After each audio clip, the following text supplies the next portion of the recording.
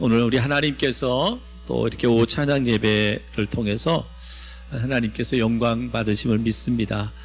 특별히 여름 성경 학교를 끝나고 또 어린이들, 그저 어린이들의 그 주제곡, 이번에 주제곡, 정말 예수님을 만나서 변화되고 또 변화시키는 어린이가 되자라고 하는 제목.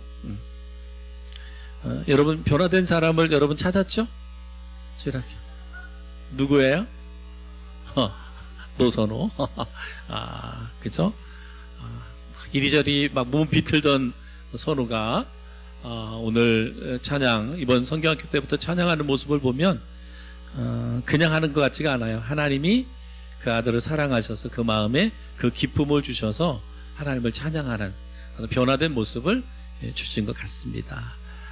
또 우리 또 19역의 찬양, 그죠? 늘 우리 해나 집사를 중심으로 해서 그 모든 구역 식구들이 참 어색하고 쑥스러움도 있지만 하나님을 찬양하고 경배하는 그 모습이 정말 천사도 흠모할 만한 아름다운 모습. 또 선교지에 가서 또 우리나라 하면 태권도잖아요. 그러니까 외국에서 우리들이 태권도 하는 모습은 태권도복만 입은 것만 봐도 막 그들이 환호성을 지르는데 또 어린이부터 이렇게 큰 형아들까지 함께 태권도 모습으로 이렇게 영광 올려드리는 모습. 이거 참 하나님이 기뻐하는 모습. 그죠? 또 선교팀 늘 아름다운 어떤 몸찬양으로 하나님께 영광 올려드리는 뭐 우리 여기도 환호성을 지르지만 필리핀 가면 또 거기서 더 큰 환호성이 올려질 텐데 그것이 우리가 영광 받는 게 아니라 하나님께 영광 올려드리는 것이고, 그죠? 정말 그렇습니다. 하나하나가 우리가 잘나서 우리가 그들보다 더 훌륭해서가 아니잖아요. 하나님의 영이 우리 가운데 임할 때 그 영이 우리로 하여금 그렇게 고백하게 하는 거죠. 오늘 뭐 요한이나 예준이나 그들이 고백한 것처럼 애들이 뭐 선교 간다 그러면 그렇게 썩 좋아하지는 않아요. 왜냐하면 옛날에는 외국에 나가니까 한번 나가보려고 하는 애들도 있지만 요즘 아이들은 또 이렇게 외국들을 부모들 가족들이 많이 나가잖아요. 그러니까 옛날 같지는 않아. 그럼에도 불구하고 그들의 입술로 고백하는 것은 뭐예요? 그 과정 기도하면서 준비하면서 하나님이 내 안에 일하시고 계시구나, 역사하고 계시구나. 분명 우리가 가서 복음을 전해서 그들이 예수 믿는 놀라운 역사도 있지만 준비하면서 우리 아이들이 변화되는 거죠. 주님을 더 깊이 경험하고 체험하는 거죠.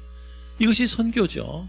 어른들도 마찬가지예요. 어른들도 우리가 때로는 건조한 신앙생활, 늘 습관적인 신앙생활 하던 분들도 이렇게 선교지 나가보면 우리가 더 많이 기도해야 되겠구나, 더 우리가 열심히 믿음생활, 신앙생활 해야 되겠구나 하는 도전을 받고, 또 우리의 작은 섬김들이, 우리는 별거 아니잖아요. 별거 아닐 수 있는데 또 선교지에 가면 그것이 큰 도움이 되고 힘이 돼요. 우리 전도사님 말씀드린 것처럼 그렇습니다. 우리들이 보면 아이들 주면 다 버리는 것들일 수도 있어요. 먹지도 않으려고 그러고, 요즘에 간식 줘도 좋은 거 안 주면 애들이 안 먹어요. 근데 선교지는 안 그렇잖아요. 선교지에서 그런 걸 생각해 보면, 우리가 너무 풍요롭구나, 교회도 너무 풍요롭구나, 이런 생각을 해요. 그래서 분명한 것은 우리 꼭 선교지를 나가든 안 나가든 우리 모두가 우리에게 주어진 사명이 뭐냐? 바로 구원의 복음을 전파하는 것이다. 예수님께서 이 땅에 오신 목적이 뭐예요? 영혼 구원이잖아요. 영혼 구원입니다. 그래서 오늘 주신 말씀도 이제 예수님께서 이사야서의 말씀을 가지고 설교를 하신 건데, 누가복음 19장 10절에 보면 인자가 온 것은 잃어버린 자를 찾아 구원하려 함이니라. 영혼 구원이에요. 예수님이 이 땅에 오신 목적이 분명한 거예요. 이번에 이제 선교를 나가는 선교팀도 분명한 거예요. 영혼을 구원하는 건데 하나님이 우리를 어떻게 쓰실는지는 몰라. 그러나 분명한 것은 그 쓰임을 통해서 한 영혼이 구원받을 수 있다면, 여러분 생각에 우리가 38명이 가잖아요. 원래는 여름에 학생들 선교 가고 그럴 때는 저는 이제 안 따라갔거든요. 근데 올해는 하도 많이 가가지고 안 갈 수도 없고, 거기 선교사님이 또 꼭 오라 그래가지고 이제 가는데 8명이 가서 필리핀의 한 영혼을 구원해서 그 영혼이 하나님의 위대한, 오늘 오전에 말씀드린 것처럼 그 씨가 그에게 심겨져서 자라면 어떤 열매를 맺을런지 누구도 모르는 거예요. 그러니까 중요한 것은 우리가 그 38명이라는 큰 식구들이 가서 복음을 전해서 한 영혼이나 구원할 수 있다면 그것은 우리가 뭐예요? 주님이 이 땅에 오신 목적과 우리를 선교지에 보내는 목적이 똑같은 거예요.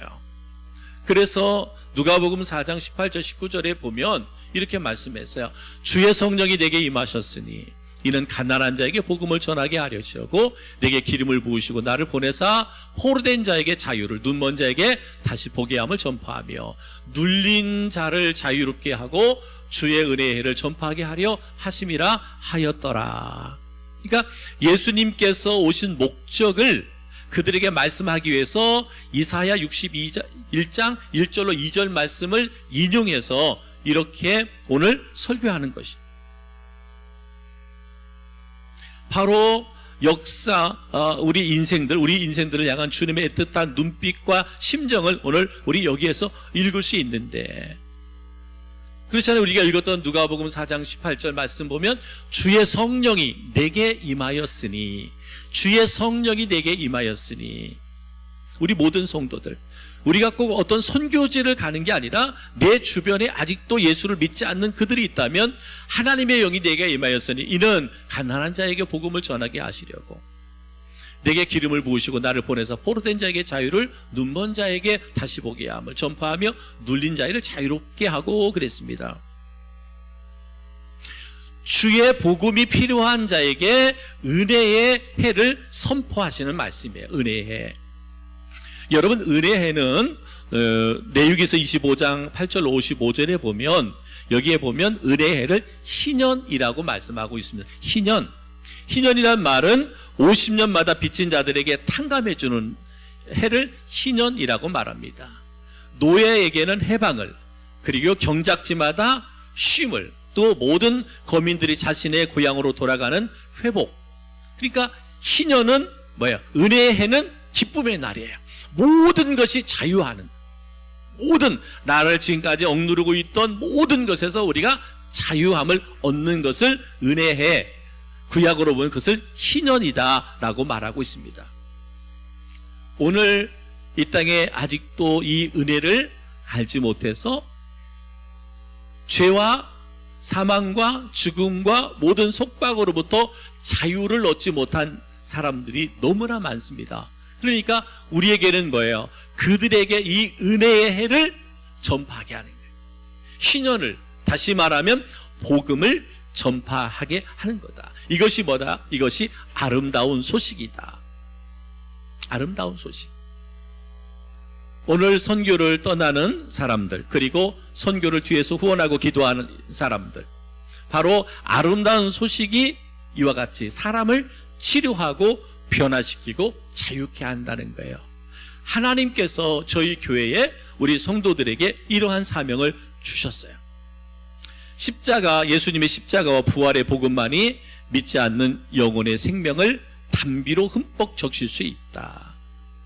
그렇기 때문에 한 사람 한 사람에게 은혜의 해가 전해질 수 있도록, 복음이 전해질 수 있도록 우리가 더 많이 기도하고 또 많이 헌신할 수 있어야 된다라고 말합니다.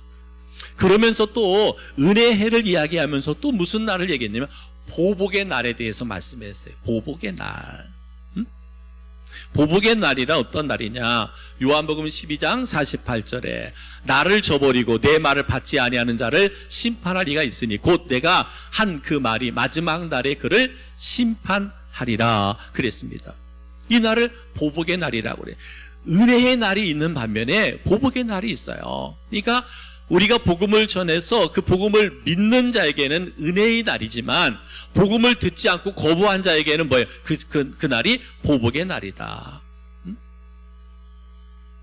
주님은 오늘 이 놀라운 복음을 선포하고 있습니다. 그러면서 뭐라고 말하고 있어요? 누가복음 4장 21절에 이 글이 오늘 너희에게 응하였느니라.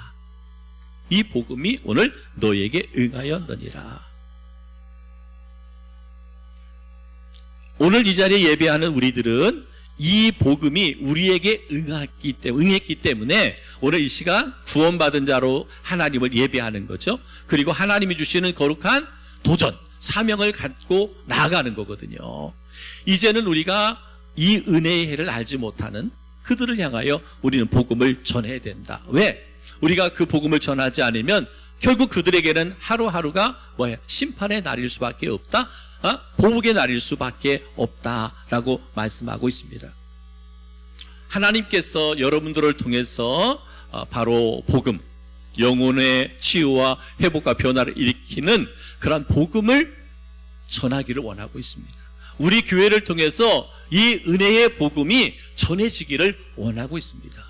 그렇다면 우리가 이 일을 위해서 서로 하나가 돼야 돼. 한 마음이 돼야 돼. 가는 사람, 보내는 사람, 기도하는 사람, 후원하는 사람, 이 모두가 하나가 돼서 은혜의 해를 선포하는 거예요. 구원의 복음을 선포하는 거예요. 그래서 시편 67편 2절에 이렇게 말합니다. 주의 도를 땅 위에, 주의 구원을 모든 나라에게 알리소서. 주의 도를, 복음을, 그죠? 주의 구원을 모든 나라에 알게 하소서. 알리소서 그랬어요. 다시 말씀드립니다. 이것이 우리 교회에 주신 하나님의 사명이에요. 우리 성도들에게 주신 하나님의 사명이에요. 오늘 오전으로 말씀해 그것이 뭐예요? 소명이죠. 소명의식입니다. 나를 보내시는구나. 처음에 우리 학생들 둘 고백한 것처럼 처음에 원하지 않은 거였지만 어쩌면 강요에 의해서 어쩔 수 없는 부담감 때문에 가게 되지만 그러나 이제는 그들 안에 소명의식. 하나님이 나를 보내시는구나. 하나님이 나를 보내시는구나. 이 소명의식이 있는 거예요. 그러니까 우리는 기쁨으로, 감사함으로, 감격함으로 복음 들고 나가는 거예요. 아까 전사님 얘기했던 것처럼 우리 필리핀에 가보면 그 열정이, 뜨거움이 우리보다 더 뜨거워요. 이 믿는 사람들은, 이제 전도돼서 교회 다니는 믿는 사람들은 정말 더 뜨거워요. 그런데 그들은 그들이지만 아직 우리가 가는 것은 그들 믿는 자에게 복음 전하려고 가는 게 아니잖아요. 거기에 믿지 않는 사람들, 그죠? 한 블럭만 넘어가면 너무너무 어려운 빈민촌이에요. 우리 가보신 분들은 알잖아요. 그죠? 겉은 멋있고 그건 우리 도시나 별반 다를 거 없어요. 음성보다 더 나을 수도 있어요. 근데 한 블럭만 넘어가 보면 정말 힘들고 어렵게 사는 이들이 많아. 우리는 그들에게 복음 전하러 가는 거예요. 그들의 열정, 교회에서 뜨겁게 찬양하고 예배하는 열정 본받아야 되고 그래요. 그러나 중요한 것은 우리는 그들과 함께 복음 들고 나아가는 거예요. 아직 은혜의 해를 알지 못하는 자들, 구원의 날을 알지 못하는 자들에게 우리가 나아가는 거예요. 이제 우리는 구원의 은혜를 받은 자로 하나님을 찬양하고 그분을 높이는 것뿐만 아니라 구원의 복음을 전하는 우리 성도들 되어질 수 있기를 주님의 이름으로 축복합니다. 특별히 이제 선교를 떠나는 38명, 38명이다 보면 이게 한 번 모일라도 38명 다 모이기가 쉽지가 않아. 이 사람 모이면 저 사람이 뭐 일이 있고, 이 사람 모이면 저 사람이 뭐 일이 있고 그래요. 통제가 안 되면 놓고 온다 그랬어요. 이제 38명 갔다 36명만 오면 두 사람은 필리핀에서 놓친 것이라고 알고 있어. 필리핀에서 놓쳐서. 우리 학생들이나 어린이들이나 어른들은 말 잘 듣습니다. 그래도 여러분 기도 많이 해주셔서 또 오고 가는 여정이잖아요. 또 필리핀이라고 하는 또 새로운 나라잖아요. 그러니까 잘 다녀올 수 있도록 사명도 감당할 뿐만 아니라 건강하게 잘 다녀올 수 있도록 기도해 주시고, 우리가 학생들이 2년마다 한 번 가는데 이제 내년 말고 내후년에는 어디를 가야 되는지, 어떤 나라를 가서 우리가 또 복음도 전하고 또 이렇게 또 새로운 것들을 우리 학생들에게는 보여주는 그런 것도 있어요. 비전이. 선교도 선교지만 새로운 세계를 보여줘서 그들에게 꿈을 키워가게 하는 것도 우리의 선교의 목적이 있습니다. 어느 날부터는 학생들이 유주인데 학생들보다도 막 어른들이 더 나는 어른들이 가는 것은 선교도 전도도 있지만 그 학생들을 뒤에서 후원하라고 하는 거예요. 여러분 이 여름 선교의 주 뭐라고 해야 되나 주 대상자는 학생들입니다. 네? 여러분 내가 우리 어르신들 많이 가는데 우리 집사님 권사님 많이 가는데 내가 주인인 것처럼 행사하면 안 돼요. 분명 선교는 다 같이 함께 하는 거지만 우리 학생들이 주예요. 학생들 그들에게 더 큰 비전과 꿈을 심어줘야 되고 그죠? 그러니까 먹을 것이 많아도 애들 위주로 줘야 돼요. 그냥 어른들이 먼저 챙겨 먹으려고 하고 그러면 안 돼. 어린이들 학생들이 우선이에요. 먹는 것도 다른 데서는 그렇지 않아요. 선교에서는. 그래서 아이들이 선교에 대한 뜨거운 열망이 일어날 수 있도록. 그래서 여러분 그들 가운데 선교사가 나올 수 있고 목사가 나올 수 있고 또 사명자가 나올 수 있잖아요. 기도해 주시고 축복해 주셔야 되는 거야. 애들은 뒷전에 두고 막 내가 그러면 안 돼. 그것 때문에 나를 보내시는 것 같아. 아무튼 참 감사한 거는 하나님께서 저희 교회 가운데 이렇게 일하시고 역사하시는 것을 보면 너무 참 귀하죠. 내년에 탄자니아 갈 사람. 내년에 지금 교회 2개 짓고 입당 예배를 해야 돼. 우리가 안 가면 입당 예배를 못 해. 네? 내년 좀 우리 추울 때 여기서 추울 때 좀 갔으면 좋겠어요. 우리나라 추울 때 좀 가서 간다고 했다가 나중에 뒤로 빠지지 말고 이제 간다고 하면 끝까지 가야 돼요. 그러니까 추진을 하니까 아무튼 건강 관리도 잘하시고 하나님께서 우리에게 이렇게 그 넓은 이렇게 세계를 보여주는 것은 그만큼 교회가 꿈을 꿔라. 우리 음성 침례가가 큰 비전을 가져라. 그런 하나님의 말씀이라고 저는 믿고 있습니다. 아무쪼록 이러한 일들을 이루어갈 수 있기를 바라고 일주일 남았습니다. 일주일 동안 여러분 기도 많이 해주시고 우리 전사님 얘기한 것처럼 우리에는 필요 없는 것 같지만 필리핀에 가면 너무나 다 필요한 것들이에요. 그래서 우리 뭐 이번에 가는 사람들도 옷 입고 가는 것들이 있어요. 옷도 2벌이나 맞췄어요. 다 뭐 우리 뭐 자랑하려고 맞춘 게 아니라 올 때 다 벗어서 그들에게 다 주고 오려고 그렇게 제가 그렇게 생각하고 있는 줄 알아요. 그러니까 여러분 이거 별것도 아닌데 우리나라는 별거 아닐는지 모르지만 선교지에서는 귀하겠습니다. 그러니까 38명이 가기 때문에 얼마든지 짐은 많이 가져갈 수 있어요. 그리고 우리가 대한항공으로 가잖아요. 이번에 대한항공으로 이렇게 예약을 했기 때문에 짐은 많이 갈 수 있으니까 그 걱정하지 말고 어떻게 가져가나 걱정하지 말고 마음껏 후원해 주시면 그럼 그거 갖고 열심히 가서 선교하도록 그래야 하겠습니다. 기도하겠습니다.